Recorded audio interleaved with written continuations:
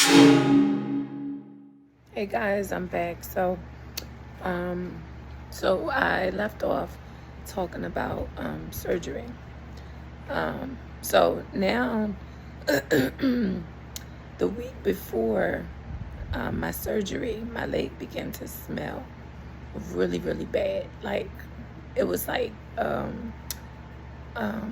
what's that stinky cheese that you just, no matter what you do, you can't smother it, you can't hide it. It's just there, and it was awful. It smelled like something was dead. That was the smell. So now I go into surgery, and I'm sitting in the waiting room, and my leg begins. I begin to smell my leg again. I'm like, oh my God, this is so embarrassing. So they prepped me for surgery. I'm scared out of my freaking mind. Nobody likes to go for surgery, but I tell the doctor, I'm like, my leg is smelling. Do you smell it? And they like, oh no, it's fine, because I thought it was infection. You hear that? Infection, right? So I go in for surgery. I come out, and they do a COVID test on me because I was going to be staying in the hospital. Well, actually, I had a a choice.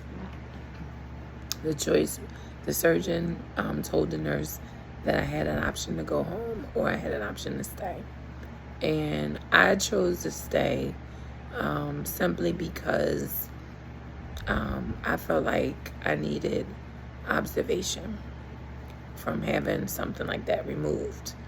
And so I'm glad I did. But anyway, I had to have a COVID test in order to go upstairs on the floors. I had my own room. The room was outdated, but nevertheless, I had my own room, which I was glad about that. The nurses were fabulous. Until sometimes you get your own kind who are not as nice to you. I don't know if any of you guys experienced that or not, but it's sad. The food was just okay. They were still like, their operation was still like old school hospital, but the surgeons came in to change my wound. They left my leg open, and they came in to change my wound. It hurt so freaking bad, oh my God, that I couldn't take it because the gauze was like sticking to the flesh or the meat of my leg, and I could feel it when they were like taking it off or whatever. So the plan was to medicate me 30 minutes prior to them doing that, which helped a lot. And when I came out of surgery, of course, I had a leg brace on. I couldn't bend my leg. I had a leg brace on, and it was wrapped up. So the surgeon came in, and they told me that the reason they left it open is because they were waiting for the pathology reports to come back. And the options were to have radiation, to have a skin graft, or to have a muscle graft done. So those three options, it didn't dawn on me, or it didn't register to me.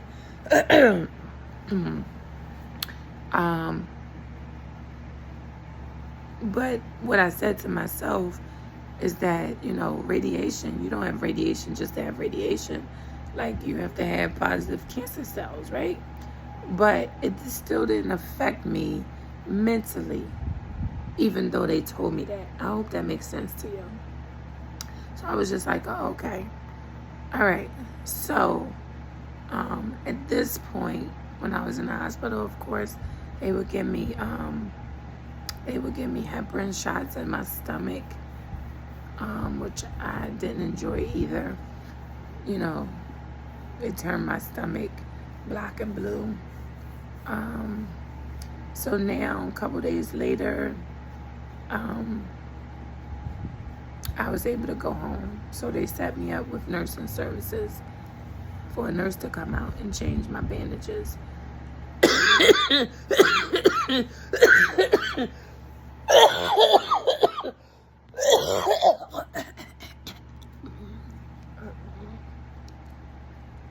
So they set me up with nurses. My baby girl, and I'm recording. Don't help on that, just record.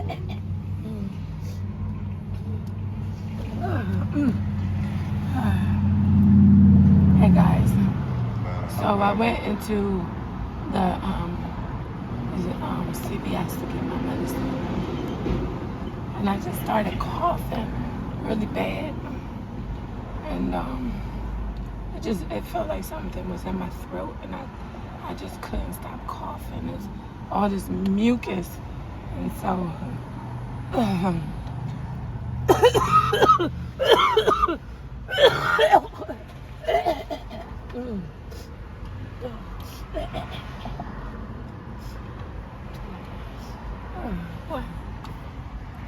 I'm so filled with mucus, but I want to share with you guys the good, the bad, and the indifferent.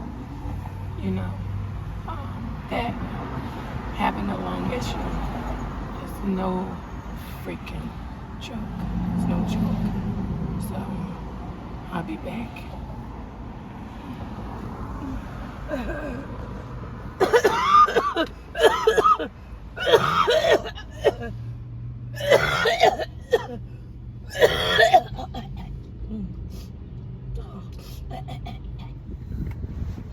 Hey guys, I'm back. So I had a little episode with the coughing.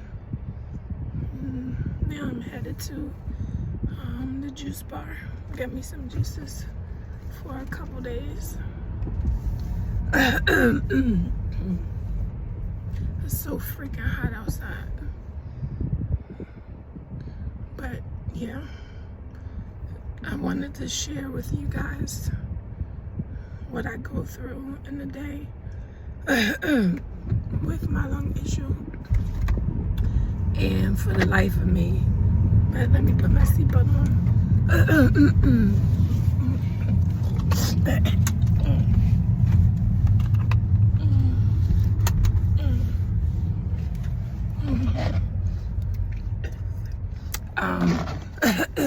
For the life of me, I want to talk about individuals who smoke and like just do things that would jeopardize their lungs. Like, it don't make sense, but I understand that in most cases people have to go through something, or they have to be directly affected.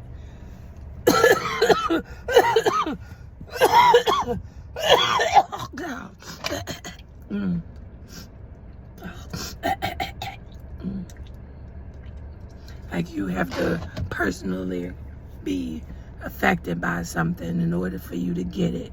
But I am begging you guys to please, like, protect your lungs if you can. Like, I realize that I'm saying this because I'm experiencing it, but the lungs is the worst organ to be compromised. Like, this shit is no joke.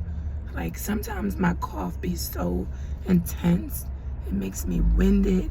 I can't breathe. I just have to sit where I am until, you know, until I calm down.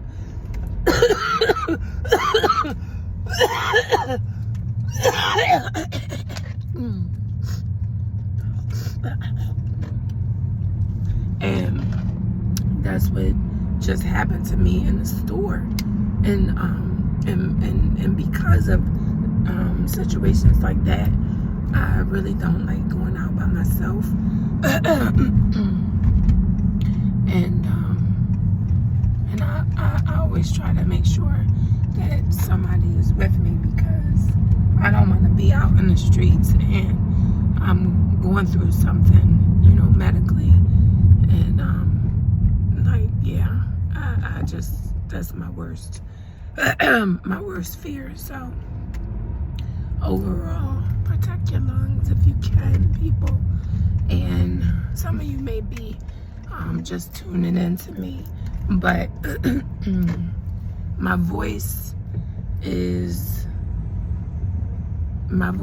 changed because I guess because of the cough. I don't know if it's because of the cough or because of the tumors that are on my lungs. I have no idea.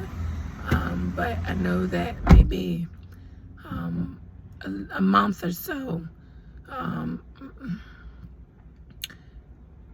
I was coughing, and then next thing you know, I had no voice, and I thought it was something temporary, but it's been weeks now that I've been like this.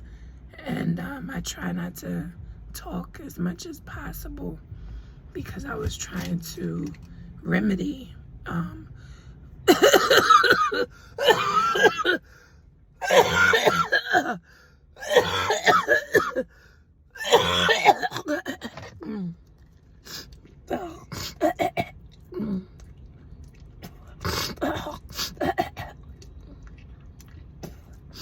excuse me. I was trying to remedy getting my voice back myself, but that has not happened yet. So, yeah. But it doesn't hurt or anything. It's just annoying. And I think that it was hot in here. I gotta open this door. And also, like, when I'm talking, it irritates me, my voice, and I begin to cough like that as well. So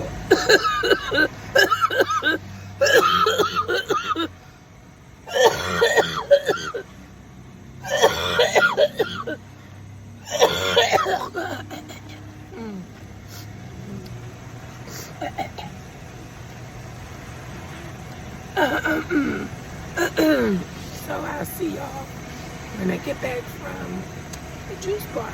I'll be back.